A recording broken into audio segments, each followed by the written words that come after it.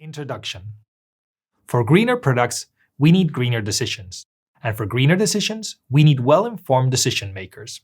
In this video, I will give an introduction to life cycle assessment, the de facto way to measure environmental impacts of products, of services, of anything really.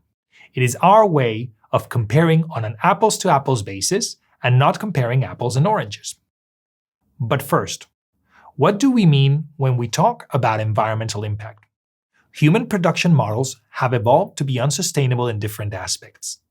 Our greenhouse gas emissions are having an effect on the climate.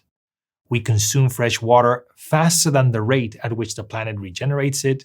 We emit substances that in the atmosphere end up impacting human health and biodiversity in different ways. And we consume non-renewable resources such that future generations will not have access to them. All these impacts are very different, and yet they have a common thread. They are affected by how we consume resources from nature and how we emit substances to it. Life cycle assessment, or LCA for short, is an international, standardized, science-based quantitative method for assessing these impacts, evaluating decisions, making better decisions, and reporting about the benefits of doing so. One key concept behind LCA is that of life cycles. In order to do an LCA, we cannot just look at our own emissions or at the limited data that we have available. Instead, LCA invites us to think about the life cycle of those products or services.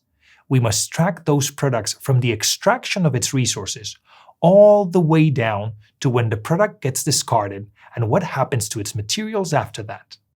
For example, if we are doing an LCA of a toaster, we would need to account for the extraction of the materials, their processing, building its parts, its assembly, its distribution, its use by consumers, and finally, its handling as waste. Anything else would give an incomplete picture of the environmental impact of that toaster.